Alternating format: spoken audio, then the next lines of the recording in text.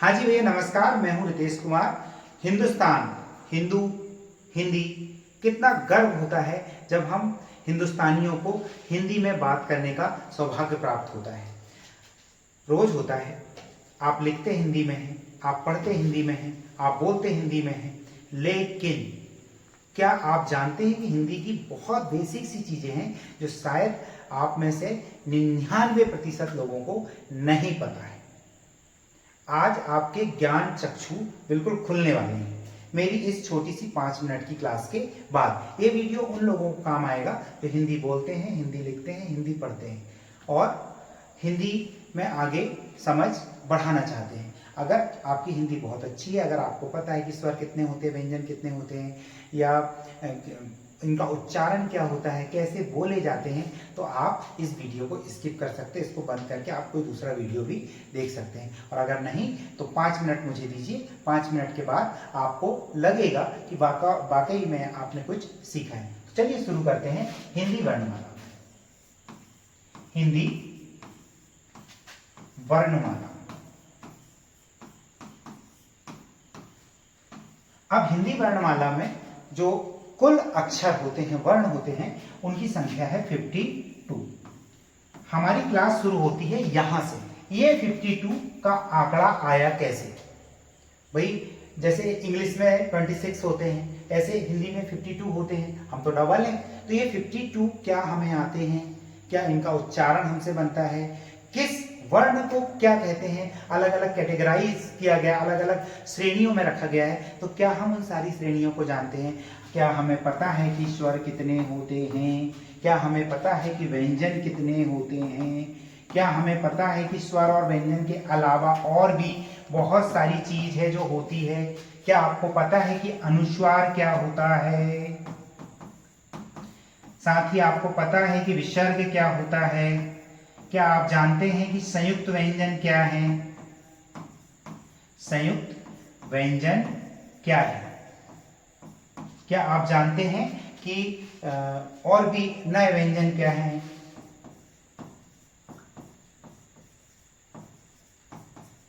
बड़ी मजा आने वाली है इस वीडियो में। ये देख के आपको लग रहा होगा कि हम तो जानते हैं, यहां तक तो आपको लगा होगा कि जानते हैं। जब इन शब्दों को आपने सुना होगा तो 50% लोग, 50% लोगों को लगा होगा कुछ नया मिलने वाला है। हाँ जी भैया, बहुत नया मिलने वाला है। चलिए देखते हैं क्या नया होने वाला है। अब क्या इस वीडियो में हम क्या सीखने वाले हैं उस पर बात करेंगे। अभी आपसे कोई पूछ लेता है सा कितने प्रकार के होते हैं, आप वीडियो रोक लीजिए, आजू बाजू वालों से पूछ लीजिए, वो बताएंगे 3 प्रकार के होते हैं, कोई बताएगा 4 प्रकार के होते हैं। यही आंसर होता है जनरली हिंदी भाषियों का। बंधुवर, इस प्रश्न का भी उत्तर आपको लास्ट में इसी में मिलने वाला है। आप जो 3 और 4 बता रहे हैं वो पूरा गलत है।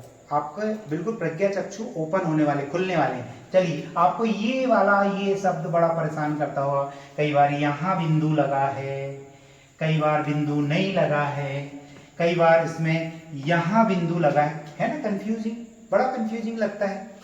कई बार आपको ये वाला वर्ड, ये जो वर्ण है वो परेशान करता होगा, इसमें बिंदु नहीं लगा है नीचे, कुछ में ये लगा होता है। क्यों भाई, करता है परेशान, है ना? कंफ्यूज करता है ये सब। तो ये कंफ्यूजन आपका इस क्लास के बाद दूर होने वाला भैया और बहनों, छोटे छोटे प्यारे प्यारे बच्चों, ये सब हम आज आपका कंफ्यूजन कर देंगे दूर। तो चलिए हिंदी वर्णमाला के बेसिक टॉपिक पर आते हैं। वही हिंदी में स्वर होते हैं। अब हम इसकी शुरुआत कर रहे हैं। स्वर कितने होते हैं? जनरली लोग बोलते हैं 13 होते हैं। नहीं भैया जी, स्वर होते हैं 11। बहुत सारे लोगों को पता है, मैं जानता हूं कि हिंदी भाषी लोग बहुत बुद्धिजीवी होते हैं। आप में से बहुत सारे लोगों को पता है कि 11 स्वर होते हैं, लेकिन बहुत से ऐसे लोग हैं जिन्हें ये पता नहीं है। जिन्हें पता था वो लिखें कि हमें पता है 11 होते हैं। पूरे 11 कौन से होते हैं? आप इसको वीडियो को रोक के कमेंट करिए इसमें। और अगर नहीं पता है तो लिखिए कि नई जानकारी है।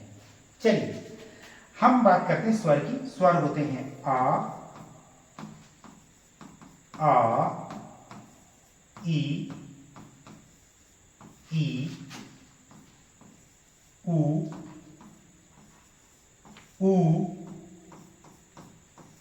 री, ए और आई।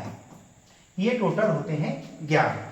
आ, ई, उ, री, ए, आई, ओ, औ।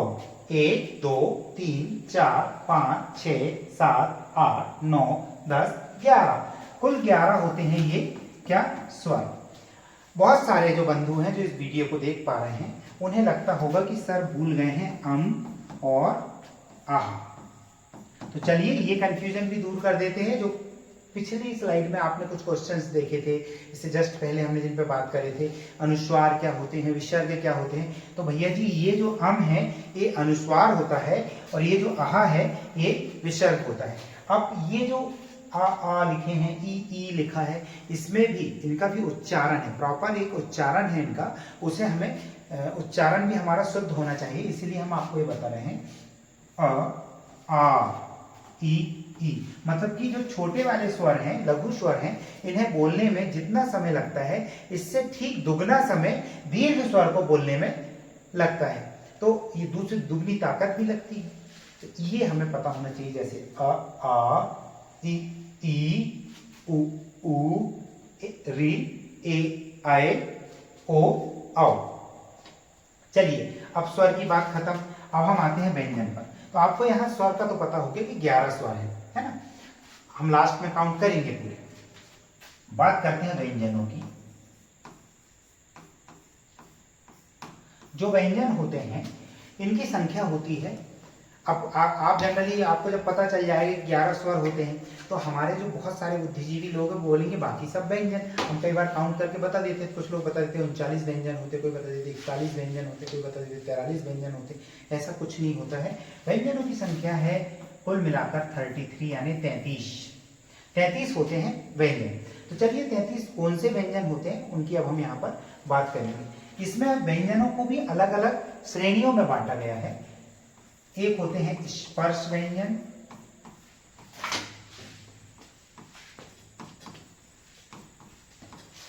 भैया इनकी संख्या होती है 25। स्पर्श व्यंजन की संख्या होती है 25। देखिए ये जो स्पर्श व्यंजन है इसको याद करने के लिए कोड हम आपको बनाकर देते हैं, बड़ा बढ़िया सा। क च ट ता और पा, कचट ता। आप याद रख लीजिए एक शब्द कचट ता। का वर्ग, चा वर्ग, टा वर्ग, ता वर्ग और पा वर्ग। बात करते हैं सबसे पहले का वर्ग की।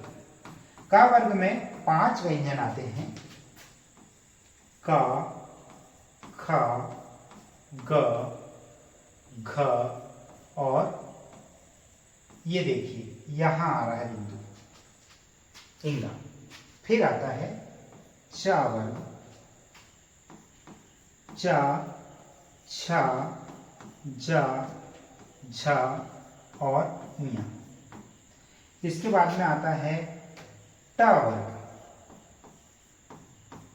आप उच्चारण स्थान पर जब भी मैं पढ़ा रहा हूं तो आप बोलकर देखते जाइए साथ में। आप अपनी जीभ, अपने दांत, अपने तालू, अपने गले, अपने पेट सब पे थोड़ा सा मंथन कीजिएगा आवाज कहां से निकल रही है। टा, जैसे टा है, ये टा में आपकी जीभ की स्थिति क्या है, आपके दांत की स्थिति क्या है, आपके होंठ की स्थिति क्या है, गले की स्थिति क्या है, इस पर आपको फोकस करना है। चलिए देखते हैं। टा, ठा, डा, ढा और णा। यहां देखिए ये वाले में बिंदु साइड में आया था इंगा में, और यहां कोई नीचे कोई बिंदु नहीं लगा है। का चट है और उसके बाद में ता वर्ग आएगा। ता वर्ग में अब आप फिर से देखिए, आप ता बोल रहे थे तो जीभ आपकी तालू से टकरा रही थी, अब आप ता बोल रहे थे आपकी जीभ आपके दांत से टकरा रही है। ता, था, दा, धा और ना। ये देखिए ये सारे वर्णों को बोलते समय आपकी जीभ आपके दांतों से टकरा रही है। इसके बाद में का, च, ट, ता और पा। पा वर्ग की अब हम बात करेंगे यहाँ पर। पा, अब जब आप पा बोलेंगे ना तो आपकी जीभ जो है कहीं नहीं हिलने वाली है, आपके दांत कहीं नहीं हिलने वाले हैं, आपका गला कोई टेंशन नहीं ले रहा है, सीधे हवा फेंक रहा है, ओंठों से आवाज आ रही है, ओंठ से आवाज आ रही है आपकी। देखिए पा, आपके ओंठ हिल रहे। पा, आप का बोल रहे थे तो ओंठ नहीं हिल रहे, का, खा, गा, घा, चा, छा, जा, झा, कहीं से ओंठ नहीं हिल रहे। लेकिन अब आप पा बोलेंगे तो आपके ओंठ हिलेंगे, पा, फा, बा, भा, मा, तो ये ओंठ से निकलने वाली है। फा, बा, भा, और माँ।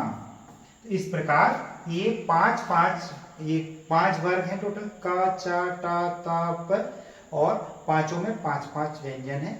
इन्हें हम स्पर्श व्यंजन इसलिए कह रहे हैं क्योंकि जब ये ध्वनियां निकलती हैं तो मुख के गले के किसी न किसी भाग से स्पर्श होकर निकलती है। तो आपसे ये प्रश्न पूछा जा सकता है कि स्पर्श व्यंजन कितने प्रकार के होते हैं। व्यंजनों में भी स्पर्श व्यंजन 25 होते हैं टोटल। अब हम बात करेंगे, 25 तो हो गए स्पर्श व्यंजन, ये हो गए स्पर्श व्यंजन हो गए 25।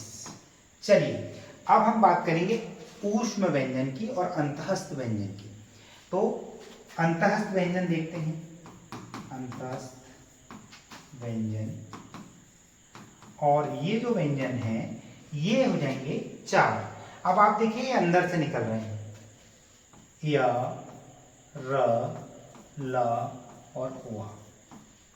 आप पेट पे हाथ रखेंगे तो ऐसा लगेगा कि नाभि से निकल रहे हैं, य, र, ल और वा। इसी के साथ में होते हैं ऊष्म व्यंजन, ऊष्म व्यंजन। चलिए भाई, ऊष्म व्यंजन क्या होते हैं? ये आपको मैंने शुरू में बोला था कि सा कितने प्रकार के होते हैं। आपने अपने साथियों से पूछा होगा, कई बार सुना होगा 3 प्रकार के सा होते हैं, 4 प्रकार के सा होते हैं। तो भैया उन्हें मना कर देना, 3-4 प्रकार का कुछ नहीं होता है। हिंदी वर्णमाला में, हिंदी वर्णमाला में 52 वर्ण है, सब अपने आप में अनोखे हैं, सबकी अलग अलग ध्वनियां हैं, सब एक प्रकार के होते हैं। तो जैसे मैंने यहाँ लिखा सा, सा, शा और हा, ये है ऊष्म व्यंजन। जब इनका उच्चारण किया जाता है तो ऊष्मा निकलती है, इस कारण इन्हें ऊष्म व्यंजन कहा जाता है। तो हमने देखे थे 25 थे हमारे स्पर्श व्यंजन, 4 हो गए हमारे अंतस्थ व्यंजन और 4 हो गए हमारे ऊष्म व्यंजन। ऐसे 25 और 4 29 और 4 33, 33 हो गए टोटल। हमारे व्यंजनों की संख्या कितनी हो गई भैया? 33 हो गई। अब हम बात करेंगे कि 33 हो गए ये व्यंजन, 11 हो गए स्वर, 2 हो गए हमारे अनुस्वार और विसर्ग, ऐसे टोटल मिला के हो रहे हैं हमारे 46। तो बाकी के 52 यानी कि 52 में से 46 घटाएंगे तो 6 आएंगे, बाकी के कहाँ हैं? चलिए बाकी की भी बात कर लेते हैं। अब उन्हें हम व्यंजनों की श्रेणी में नहीं रखते हैं, वो होते हैं संयुक्त व्यंजन। एक नया टर्म है संयुक्त व्यंजन। जब हम पहले पढ़ते थे पहली दूसरी में तो हम सोचते थे कि जो स्वर है उसके अलावा जितने हैं वो सब व्यंजन है, लेकिन यहाँ पर ऐसा नहीं है। संयुक्त व्यंजनों की संख्या होती है 4 और ये होते हैं श्रा, श्रमिक, ये श और र से मिलकर बने हैं। श क्षत्रिय वाला, उसके बाद में त्र, त और र त्रसूल, और उसके बाद में ज्ञ, ज और य, आधा ज और आधा य से मिलकर बना है ज्ञ। तो श्रमिक, क्षत्रिय, त्रसूल और ज्ञानी वाला जो वर्ण है वो हमारे संयुक्त व्यंजन के अंतर्गत आते हैं। अब देखिए भाई, अभी हो गए थे 46, उसमें 4 और जोड़ दिए तो 50 हो गए। अब हम बात करेंगे नए व्यंजन की। इन्हें नए व्यंजन कहा जाता है और नए व्यंजनों की संख्या है कुल 2। एक है ये ड डमरू के नीचे बिंदु, इसे बोलते हैं अड़ा, और एक है ढ ढक्कन के नीचे बिंदु, इसे बोलते हैं अड़ा। आपने कई बार सुना होगा, आपने एक शब्द सुना होगा सड़क। अब देखिए सड़क अगर ऐसा लिखेंगे बिना बिंदु के तो हो जाएगा सड़क, क्योंकि डमरू है, तो यहां लगाई जाती है तो ये हो जाता अड़, सड़क। ठीक है, ऐसे आपने पढ़ाई सुना होगा। अगर ये पढ़ाई होता तो इसको हम ढा है ये तो पढ़ाई होगा ये, लेकिन इसे अगर पढ़ाई लिखना है तो ऐसे बिंदु लगाएंगे और ये हो जाएगा पढ़ाई। तो भैया अड़ा और ये पढ़ा, अड़ा और अढ़ा, ऐसे टोटल हो गए 52 वर्ण। इन 52 वर्णों से ही पूरी हिंदी भाषा को हम पढ़ते, लिखते, बोलते, समझते, सब कुछ है।